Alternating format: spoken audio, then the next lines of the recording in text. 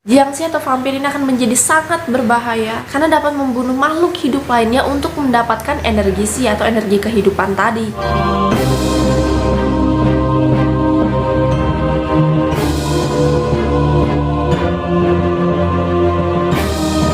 Hai, welcome back to my YouTube channel, dan thank you buat kalian yang sudah klik video ini. Nah, kali ini aku akan membahas sesosok makhluk yang udah gak asing lagi nih di telinga kalian semua. Dan kalian pasti udah sering tuh lihat di film-film yang biasanya tuh kalau dia jalan itu loncat-loncat tapi bukan pocong. Terus tangannya lurus ke depan tuh dia loncat-loncat, gerakannya kaku begitu. Terus kalau kita templokin tuh kertas di jidatnya atau di dahinya, dia bakalan diem kayak patung. Ya, apalagi kalau bukan sosok vampir Cina. Nah, mungkin kita semua penasaran kan sebenarnya asal-usul dari sosok vampir ini kayak gimana sih? Terus vampir itu beneran ada nggak sih? Terus bedanya sama Dracula apaan? Nah, biar kalian nggak pada penasaran juga, sekarang bakal aku bahas tuntas tuh kayak gimana sih sebenarnya sosok vampir ini, yang sampai-sampai tuh semua orang pasti tahu sosok ini. So let's get started.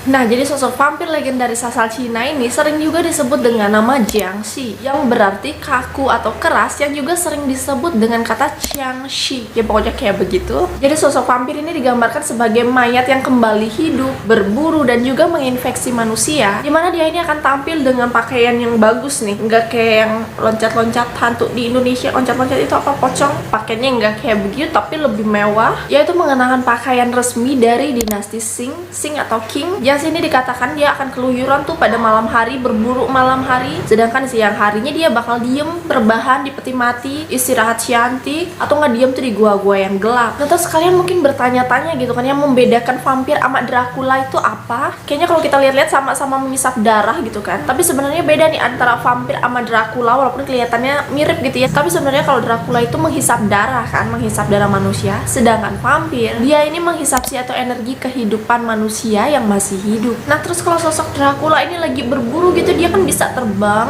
bisa jalan kayak manusia biasa, sedangkan vampir dia justru memilih cara melompat-lompat. Oke, ini agak ngakak sih. Dia memilih lompat-lompat. Dia yang milih atau kita yang ngasih, atau gimana ceritanya? Oke, ya pokoknya itu perbedaannya ya, caranya dia berpindah tempat gitu. Oke, itu sekilas ya tentang sosok vampir, pengetahuan sekilas bagi kalian yang nggak pernah nonton atau nggak pernah lihat sosok vampir tuh kayak gimana sih, dan juga perbedaan antara vampir sama Dracula. Sekarang baru kita masuk ke legenda atau asal usul dari kemunculan sosok vampir Cina ini. Nah, jadi sosok vampir ini diperkirakan sudah ada sejak 2000 tahun silam, dimana waktu itu Cina masih belum bersatu nih kayak sekarang, dan kaisar pertama Cina yang bernama Qin Shi Huangxiu. Apa sih ngomong apa sih? Oke, Qin Shi Huangxiu. Iya, itu kekaisaran pertama Cina, sibuk tuh menaklukkan negara-negara di sekitarnya, dan dalam proses penaklukannya inilah membuat banyak prajurit-prajurit harus tinggal jauh tuh dari keluarganya, dari rumahnya, harus bepergian jauh untuk berada di garda terdepan. Dan peristiwa ini membuat banyak dari mereka yang tewas dalam pertempuran. Nah, karena tempat dari pertempuran ini cukup jauh, jadi banyak keluarga dari prajurit yang tewas ini nggak bisa mengambil jenazahnya untuk dibawa kembali pulang ke rumah. Nah, karena hal inilah banyak keluarga dari prajurit ini yang mendatangkan pendeta Tao untuk melakukan sebuah ritual menghubungi jiwa orang yang meninggal dengan tubuhnya, agar mereka tuh jenazah-jenazah prajurit yang tewas itu bisa kembali ke rumah mereka masing-masing. Oke, ini agak serem sih. Tiba-tiba kita ngeliat di tempat pertempuran itu jenazah-jenazah mayat-mayat itu pada bangun terus jalan kembali. Oke, ini penampakannya kayak gimana gitu loh. Nah, biar kalian juga tahu ya gimana sih proses dari pembangkitan jenazah-jenazah itu. Nah, jadi pergelangan kaki sama pergelangan tangannya serta lutut mereka nih akan diikat, terus dinaikin tuh secara paksa. Jadi kayak ditarik, dinaikkan biar berdiri secara paksa gitu. Kan mereka udah ditarik tuh, ditarik jadi kayak begini kan, terus dipasangin tongkat panjang yang tegak, dan dua orang yang akan membawa ujung-ujung tongkatnya itu di bahu mereka. Nah, kalau udah kayak begini sih, pemimpin rombongan atau pendeta Tao akan membunyikan lonceng sepanjang perjalanan. Yang mana kembali lagi nih, ritual ini berlangsung pada malam hari. Kagak ada tuh bangkitin mayat siang-siang bolong, apalagi kagak ada. Malam-malam tuh mereka bangkitkan semua mayat itu, terus mereka jalan, mereka nyalain lonceng. bunyi lonceng-lonceng itu, yang mana jelas banget hal ini akan menimbulkan suasana angker bagi mereka yang melihatnya. Terus mereka nih nggak dibawa ke rumah masing-masing dulu ya, mereka kayak dikumpulin di sebuah tempat gitu. Dan kalau udah pada ngumpul semua gitu kan, barulah si pendeta tahu akan menuliskan mantra, nama serta tanggal lahir dari masing-masing mayat yang dituliskan di wajahnya. Biar katanya nih ya, nanti mereka bisa kembali ke rumah masing-masing. Biar kagak ada istilahnya dapat alamat palsu gitu atau salah alamat gitu, ketuker, biar nggak kayak begitu.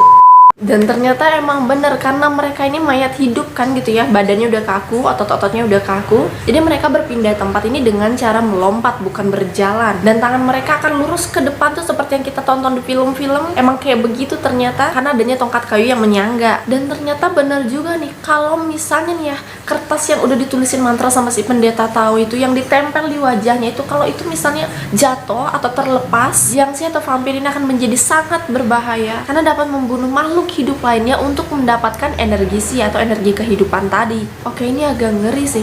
Jadi yang di film-film itu beneran gitu ya, dia bisa nyerang orang kayak nggak terkendalikan gitu. Oke, kira-kira zaman sekarang udah kagak ada vampir sih ya, udah kagak ada perang-perang, karena udah ada motor, udah ada mobil. Jadi kalau meninggalnya jauh tinggal antar, tinggal ambil gitu ya. Udah nggak ada istilah si pendeta tahu membangkitkan mayat lagi, terus dia jalan gitu sendiri nyari rumah masing-masing. Dan selain legenda tadi yang cukup terkenal, ternyata ada versi lain juga nih, dimana katanya kalau ada mayat yang dikubur di tanah yang komposisi kimianya ini nggak cocok sama organisme hidup, maka mayat-mayat yang dikubur ini nggak akan mengalami proses pembusukan. Dan kalau ini nggak segera ditangani, mayat-mayat ini bisa dimanfaatkan oleh para penganut ilmu hitam untuk membuat mereka menjadi hantu yang berbahaya. Nah katanya ya, ini kerjaan dari beberapa penganut aliran Taoisme hitam, yang mana mereka ini mampu menggunakan kekuatan supranaturalnya untuk menjadikan mayat-mayat ini hidup sebagai pasukan kuat yang membantu dia untuk melawan musuh-musuhnya. So guys, itu dia sekilas mengenai vampir Cina yang biasa kita lihat di film-film. Biar kalian nggak bisa cuma nontonin doang, tapi juga tahu gimana sih asal-usul dari kemunculan sosok vampir ini. Dan gimana nih menurut kalian? Kalian lebih percaya legenda yang pertama aku bawain tadi, yang tentang prajurit dibangkitkan kembali terus bisa pulang ke rumah masing-masing? Atau kalian lebih percaya dengan versi dimana mayat ini dibangkitkan oleh beberapa orang yang menganut aliran Taoisme hitam untuk dijadikan pasukan yang berbahaya gitu? So kalian bisa komen di bawah gimana pendapat kalian. Atau mungkin ada dari kalian yang mengetahui informasi lebih atau versi lainnya, kalian juga bisa komen di bawah. Sorry juga kalau misalnya aku ada kekeliruan.